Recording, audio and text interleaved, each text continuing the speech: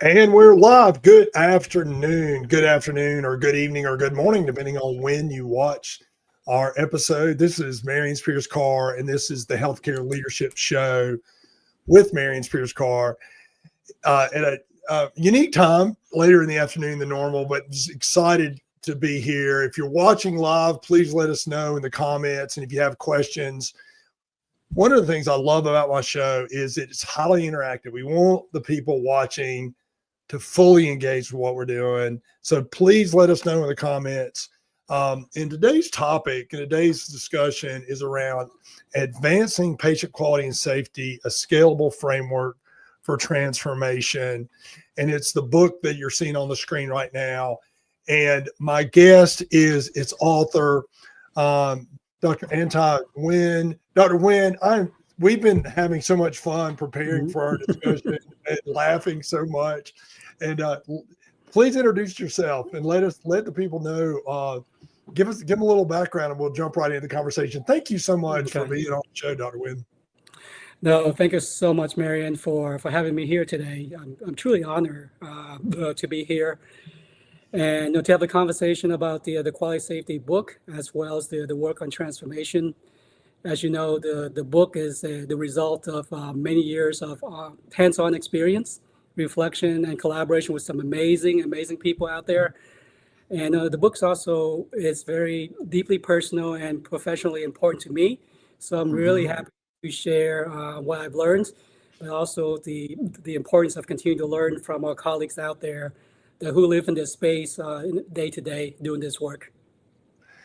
Yeah, no, I was so excited to get you on the show, and you were kind enough to send me a copy of the book, and I got to read it and got so excited.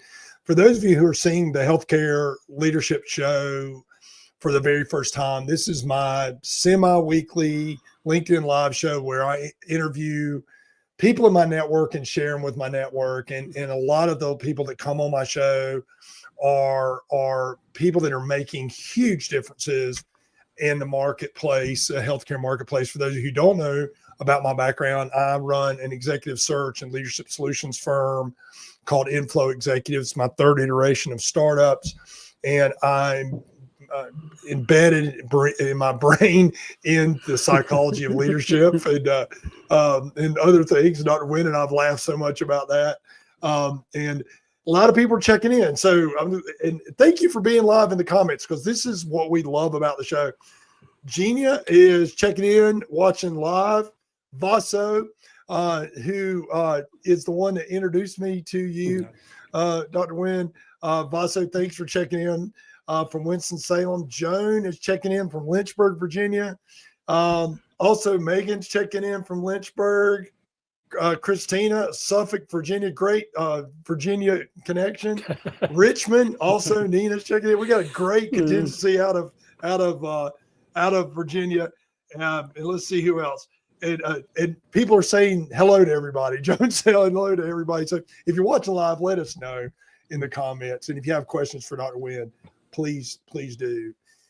Dr. Nguyen, you and I talked about your book, and here's my copy of the book. And there was three things that really stood out to me about it. And you and I had this conversation the other day. And the first thing is, when you read the book, the thing that really struck me is how quickly you share an actionable action that people reading the book, advancing patient quality and safety, the scalable framework, can put to work. It's, you and I have talked that a lot of books that we read are great books around leadership or quality or whatever it might be, but it talks about the problem, and it doesn't have a call to action.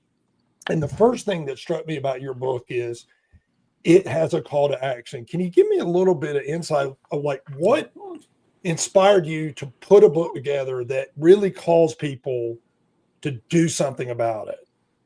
Yep. No, thank you, Marion. There's a few things behind that question. I know we've talked about this before, but the one of the things that there's a huge urgency for transformation in healthcare, And given the fact that we're in the wake of the pandemic, for me, really exposed a lot of the deep systemic vulnerabilities. And Hmm. my journey from clinical practice to system level leadership, it gave me a front row seat of really appreciating the challenges as well as the possibilities. And it really compelled me to capture what I've learned over many years, to be Hmm. able to create something that's real, something that's actionable, and something that's practical and not theoretical. So the book is Hmm. my way of helping my colleagues to navigate the complexity with clarity and purpose. And as you mentioned, there's a lot of textbooks out there. Um, and a lot of these textbooks are very academic types of texts, Hmm. very dense. And within the healthcare industry, our colleagues, including myself and yourself, we're so inundated with information, and time becomes such a valuable asset. So a goal here with this book was to create something that's concise, something Hmm. that's actionable, that people can, like you mentioned, Yep. respecting the reader's time while still delivering high impact insights. And that was the goal of the book, to really be able to allow people to read it quickly and to use it right away in their line of work. Yeah, that struck me as such a key piece of the book. And you and I talked about the fact that the amount of work that you had to put into making a book. And by the way, if you've not read the book, please pick it up on Amazon or wherever you like to buy your books, because you need to read it. If you're watching the show and you haven't read it, please do. And I'll put a link in the comments after the show where they can pick up a copy. But the book gets to the point and to the heart of what you're trying to achieve immediately. And again, it walks us through that. And I want to get in a moment, we're going to talk a little bit more about the particulars. But one of the things you and I laugh so much about is the fact that the book is small. It Mhm. was a lot of work to get all the information that's in your head, all the things you've observed, all the research you've done, all the life experiences you've had as a leader, both as a clinical leader in your physician background, but also as a physician leader. And you've gone on to get your MBA, you've gone on to scale your skill set dramatically. What was that process like of like getting that all this information that you could have shared down into that size of a volume? No, thank you, Marion. Thank you, Marion. It's, the brevity was intentional. And we talked Mm-hmm. about this prior, this is based on many years of doing this work in this space. And I had I think I shared with you, the first manuscript was super long, right? It had a lot of Mm-hmm. information, but no insights, lots of Mm-hmm. information, no insights. And, it's also the other thing that been asked of me is that, how come there aren't a lot of stories in the book? There's a few. And to me, Yeah. stories and narratives are powerful, but sometimes Mm-hmm. they tend to anchor specific ideas too tightly to specific contexts. So the other thing that we were deliberate is in terms of prioritizing clarity over narrative. Mm-hmm. And part of the reason Mm-hmm. for that is to ensure that the framework and the contents of the book are universally applicable. Because we want people to use the framework to expand upon at their organization. And we want the people to use the framework as a lens to analyze their organization and be able to come up with context-specific solutions. And the story I think I share with you is that condensing the book from a large volume to something less than 100 pages was key when one of the recommendation or the stories that was provided to me was that when the publisher asked Mark Twain to write a two-page story in Mm-hmm. 2 days, he responded by saying that, hey, I can write you a 30-page story in 2 days. I'm going to need 30 days to write a two-page story. So to me, Yeah. that was a light bulb moment for me in terms of you got to be able to have clarity, be concise in order to be compelling. Yeah, you and I had so much fun talking about that quote, and because for those of you who don't know me or the work that I do, I'm also working on a book right now, and I'm struggling with the fact that I have a story for every story, and I have way too many stories. And I love the idea. You've taught me a lot about in terms of the framework structure. It's great. Mark's checking in from San Francisco. Thank you. And if you're watching live, please let us know in the comments, or even if you watch the recording, let us know in the comments, because what's so important is we want to know who we're connecting with. We want to know who we're reaching and who is connecting with Dr. Wynn's book. And so let's jump in there. Tell me about this idea around the framework. What are the differentiators that say this is the process? And you don't have to go into all the detail, but give us a taste of what that looks like. Because let's face it, there's thousands of people out there trying to do quality work, improvement on the safety and of patients and the responsive rate for care delivery, and you name the list, right? The triple aim has become the quadruple aim, and now it's, I don't know how many aims there is, but talk about the framework in terms of the context of how it's actionable and what is at the center of it. No, thanks, Mary. That's such a great question, and that was a question I had to answer for myself when I started down this journey for this book. Because two things for me, I'll be transparent. One was who's the audience of the book, and then how is this book going to contribute to the literature, and why is it different? And I can share that working in this space for so many years, there are a lot of models and frameworks out there that address quality and safety. But what I've noticed is, I don't think my opinion is unique, is that a lot of those models are very much focused on compliance. Like when you have something that comes down from the Joint Commission, something comes from Medicare or the federal government, it becomes more like a compliance exercise for those frameworks. In addition to that, there a lot of times they're very much checkbook driven type of change. So the framework that I have offered is different in several ways. One is that it's scalable, meaning that it can be implemented across the healthcare ecosystem. It doesn't have to be in acute care. It can be in the ambulatory space. Number two, it's grounded in real world application. It's been performed, it's been executed, so it's reproducible.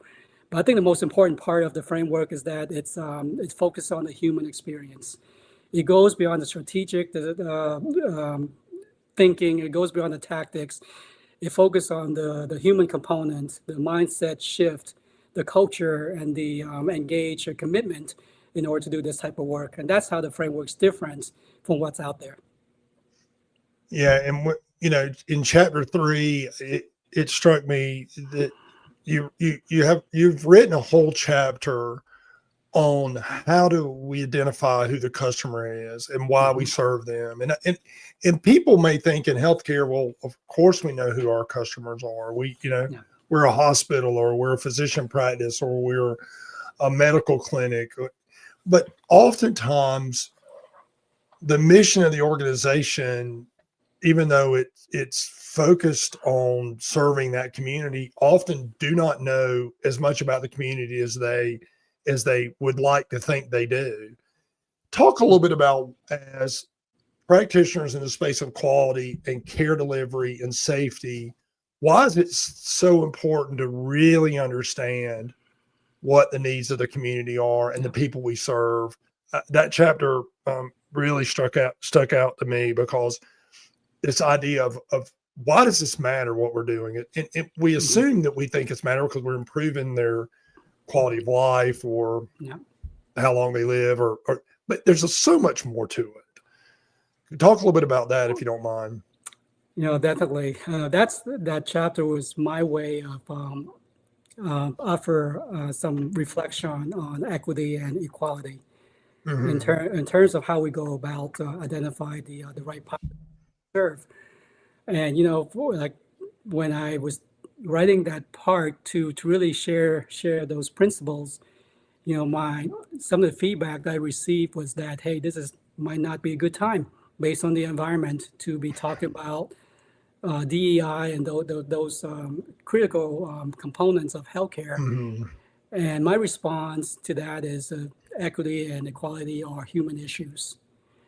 because we want everyone to have the best respectful healthcare, despite Mhm. regardless of what their demographics or their backgrounds are. We want people to receive the best care, and that's my Mhm. way of sharing that. We need to identify the population or that we're caring for, because healthcare quality is not really quality if ethics are not being served, equity is not being addressed. Um, that's, to me, is a failure on our part if we omit those components when we really look at who we care for. Yeah, and that struck home with me. And for those, again, a lot of new people are watching the show. And by the way, if you just joined us, this is the Healthcare Leadership Show with Marion Spears Carr. That's me. This is, I think, Dr. Wynn, I think you're episode 135. I quit counting at about 60. It's not really a podcast. It's a LinkedIn live show. And it was all born out of this idea of like, all these great people are in my network. Other people need to know about them. And that's how this whole thing started. And it's the work that I do. But for those of you who don't recognize the accent, I'm from the Piedmont area of North Carolina with my roots buried deep into the Appalachian region of the country. And I live in the Appalachian region of North Georgia. So you and I talked about this, Dr. Wynn. When we think about equitable care and think about populations, I mean, there's so much to be done. We talk about SDOH and all of those different things, but just health literacy, for example, is such a challenge. And as part of our work is people that are caring for these people, we need to make sure that they understand the kind of care they're getting and understand what it means to get through the health system, et cetera. I talked about that. So I love that human component. You and I also talked about technology, and we can't have this conversation without talking about AI. Let's face it, AI is here one way or the other, and it's driving a lot of work in different areas, particularly revenue cycle and those things that I talked about. But you talked about the fact that AI is a tool, and all the other technologies is a tool, and you connect it back to what are we trying to do from a humanistic perspective and dealing with human. Talk a little bit about your insights on how you see technology in this whole process of improving patient safety, quality of care, et cetera. I really enjoyed your take on it, and I think the audience would as well. No, thank you, Mary. I think that goes back to my my definition of transformation. Because at the end of the day, for me, is transformation isn't just change. It's a deep, sustained, system-level evolution, which forces us to rethink how we deliver care, how we lead, and also how we measure success. Because transformation to me is also both technical and adaptive. And the reason for that is that we're always going to need data. We're always going to need technology, process, and systems. But we also will need the human component of that equation, which is your shifting your mindset, your culture, your leadership behaviors. Because at the end of the day, it's going to be how we align people, process, and performance. And if those three elements are in sync, anything is possible. And that's where transformation begins. And that's why it's so important for us to think that transformation is going to be a new toy, a new tool, a new technology going to get us there. We really have to bring ourselves back to our people and the purpose, a share commitment in order to accelerate transformation. For clinicians that are in the field, physicians, APPs, everyone really, the nursing, everybody that's interacting with the patient, what are some of the things that you've seen from a tools and technology perspective that actually have made things better for them? Any thoughts on that? And I guess maybe what are some of the boundaries we need to put up to not lean in too heavy on the technology necessarily? So I guess that's two questions. I told you I told you my questions were going to be off the wall there, Dr. Wynn. But what talk a little bit about that around some of the things that has happened in the technology space that has made things better for the clinicians and providers, but also kind of where are the boundaries that we need to set to make sure that we're staying connected with the patient, et cetera. Yeah. I think I'll give you two thoughts on that. Coming from a surgical background, we always have ways to improve the way we do procedures. Throughout my career, we've done better with laparoscopic procedures, with robotics procedures, and from vascular surgery standpoint, we changed from open procedure to endovascular procedures. All those things shorten the recovery period and help people recover quicker and go back to their family settings in a shorter time. But from the other component where it's more important these days around value-based care is, for example, the documentation of the patient's acuity and profile. For us, from a value-based care perspective, we want to make sure that we capture the full profile of the people that we care for. And that goes back to your point about demographics, but also including clinical data. So that way we know what the patients need, but also how sick or healthy they are. And that's how it drives our care, because we can be more personalized based on the clinical profile and bring the right solutions to the table. So with technology these days, we have technology to help our providers, our nurses, our physicians to document in a way that helps with that, but also allow us to be able to prepare and allocate our resources, again, based on the acuity of the patients. So all these things tie together in terms of quality and safety and value-based care. And I think it's important that we continue to advance those components that's going to help us get where we need to be. But great answer, and I really love the fact that you're focusing on again, being redundant here, but that humanistic side of it, that connection to the patient, to the person, to the individual, et cetera. For those of you who may have just joined us or joined late for the show, we're talking with my guest, Dr. Anton Nguyen, who is a chief medical officer, chief quality officer, surgeon, and his book, Advancing Patient Quality and Safety, a Scalable Framework for Transformation. Got the pleasure of reading that book. I shared earlier in the show that I read a lot of books and I don't finish most of them because about 3/4 of the way through, okay, I've heard all the stories. I've heard them all. Tell me what to do. And for those of you who are watching live or watching the replay, here's how small the book is. Like, you can read this on a weekend, but what's even better about it is there's note pages where you can take notes, and there's field notes that gives you prompts of stuff that you can do. And I love that. So I want to double down on that, Dr. Nguyen. What is one thing, this call to action in your book, that just stands out that people like, oh, I didn't think about that, or, oh, that's a really good idea and I can put that into practice? Give us a sample of something that you can think of in the book that was like, here's a call to action. Here's something you can do. Here's something you can put into practice right now. Yeah, thank you for that call out, Marian, in terms of the notes pages and the all the things that we kind of summarize at the end of each chapter to consolidate the information in a way that's easy to execute. But for me, is when you read a book, at the end of the book, it's there's 3 key takeaways I love people to reflect upon. One is that people are the engine. People are the engine, because empowered teams will drive your continuous improvement, not the mandates, not policies from senior management team state, but people are the engine. Number 2 is that transformation is possible. It's hard work, but it's doable.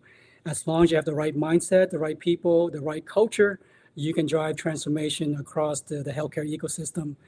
And the lastly is, which I find super important, is that culture is a multiplier. I would say, again, culture is a multiplier, because shared commitment to excellence will accelerate everything that we do.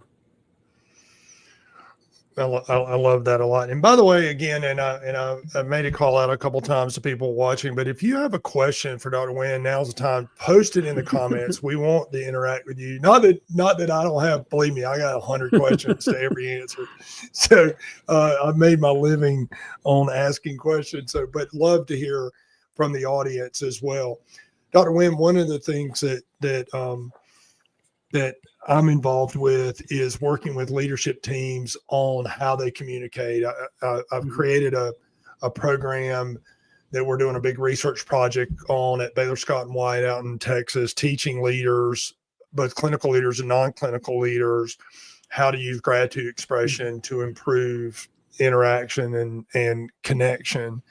And one of the things that has struck me about you and about the book, but about really your work, is you are very intentional with how you communicate, with how you talk, with how you focus in on solving the problem, et cetera.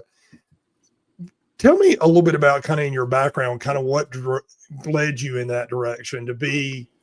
You're very my observation, and we've only talked a few times related to the book and related to coming on the show, et cetera. But I pick up on the fact that you're rather intentional about how you go about your communication and you listen a great deal. What shaped that for you as a physician, as a physician leader? I'm just curious about that. No, thanks for having. Again, my background is surgery. I think I'm from the generation where, as going through surgical training, when you open your mouth on rounds, you got to make sure you have something really compelling to share, and you have to be really intentional in your communication because things happen so quickly. But to me, just having been able to be in leadership position for so many years and going through things like the COVID pandemic and going through things like recently with the one big beautiful bill, all these things are changes, right? Changes to how we operate, how we take care of patients.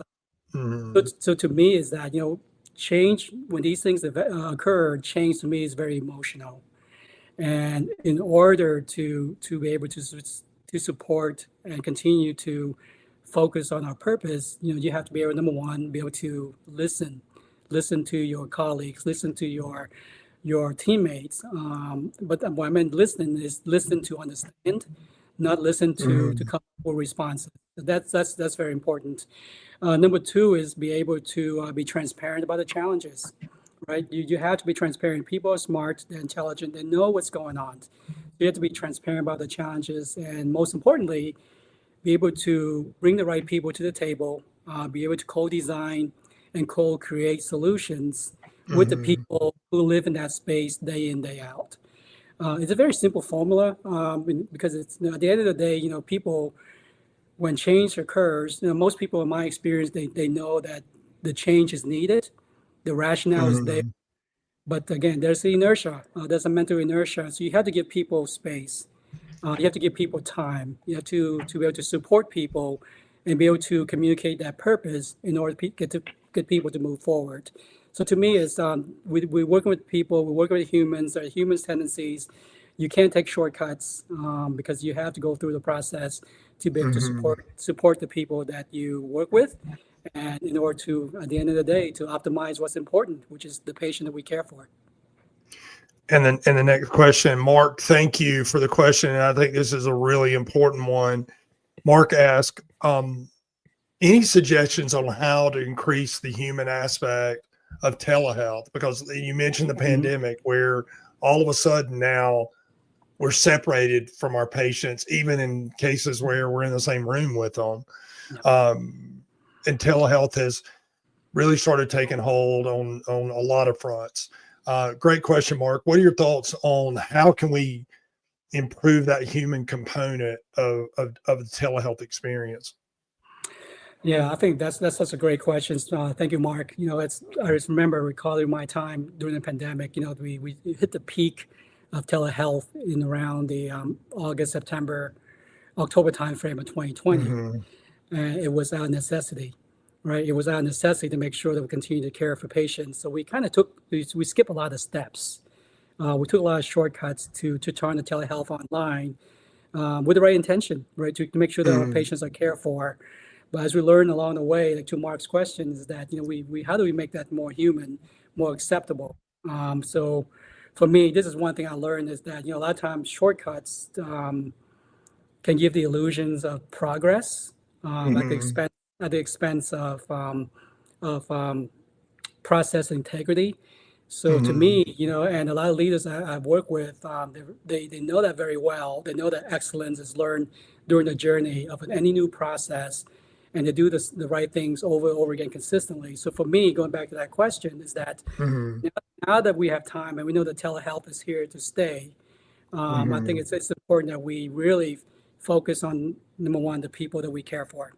Are they the 20, 30-year-old who are native uh, users of computers, or are we dealing with Yeah. 60-year-old, 70-year-old, 80-year-old patient, Medicare patients? So we have to identify what the needs are and be able to address those issues in a personalized way. And I think that's how we at least move the dial in making this more human going forward. Great answer. And we got one more question. We have time for one more question. So thank you. And Jeannie, if I am mispronouncing your name, Jeannie, I apologize. Please send me a message on LinkedIn and let me know the appropriate way to pronounce her name. But she said, with so many competing priorities that impact quality and patient safety, and there are thousands, of not hundreds of thousands, do you suggest a risk analysis approach to prioritizing actions? Like, what is that process? What does that analysis look like? Yeah. And thank you for that question. It was an outstanding question. It was something we should have talked about. No, thank you, Gene. And this goes back to, the way I see this question is that, are we solving the right problem? Right? Yep. You have to identify your situations at your own institutions, your organizations. And Mm-hmm. that's where I made a statement about using the framework as a lens to analyze your organizations with context-specific solutions. There are so many things that we can fix, but to me, when I look at the list of things I want to prioritize, I would Mm-hmm. usually prioritize on impact and urgency. I want to make sure to focus on the things that has the biggest impact on the patient that we care for, and how quickly do we Mm-hmm. have to move to make that happen. So definitely, there aren't enough resources or people in any organization I've seen to be able to address 20 things or 50 things at one time. It's just not possible. So you have to prioritize. And one thing I've Mm-hmm. learned, growing up doing problem solving and do this type of work is that when you ask someone to do three things, they do three things well. When you ask somebody to do five things, they do two things well. And when you ask somebody to do more than five things, seven things or beyond, they do Yep. zero things well. So we always have to prioritize based on impact and urgency. I love that. And what a great question. And we are out of time for those of you who are watching. And I told you it'd go by fast, Dr. Wynn. That's I right. told you it just goes by so fast. For those of you who are watching for the first time, this is the Healthcare Leadership Show with Marion Spears Carr, my bi-weekly show where I introduce really great people in my network on a lot of different topics. We've got one coming up on December 2nd, where we're going to be going deeper on AI with a gentleman, a physician out of Texas who's a guru in the space. But Dr. Wynn, thank you. I have posted your LinkedIn link in the comments. How else can people connect with you, to potentially work with you or talk to you about the consulting work that you do and your book, or any other way they can connect with you, or options to how to reach out? Sure. Thanks, Meredith. Happy to share my cell phone number. Happy to share my various emails. And please reach out. It's to me is that if you get a chance to read a book, I really love to hear what resonates with you. This is how we get better as a team. This is how we move forward. So please reach out to me through my email or my cell phone. Awesome. And we'll connect with Dr. Wynn on LinkedIn. If you're not connected with me, send me a connect request, because I want you in my circle. I want you in my network. I want you as part of the work that we're doing. Mark, thank you for your gratitude. Megan, Joan, Genia, Vaso, everyone else that were in the audience. And I'm sure there's a lot of other people. Share this with your network, because it'll be recorded. They can come back to this event and watch the interview. I'm going to have you back on, and I'm doing a series. You and I've talked about. I'm going to be doing a series of roundtables with physician leaders in 2026. So you'll be back on. We're getting claps. Thank you. And by the way, Gina, you're the first person that have used clap emojis on my show. So thank you. I love it. I love it. So thank you for the applause. Everyone have a great day. I'm Marion Spears Carr, and on behalf of Dr. Wynn and the Healthcare Leadership Show with Marion Carr, have a great day, and we will talk to you soon. Thank you.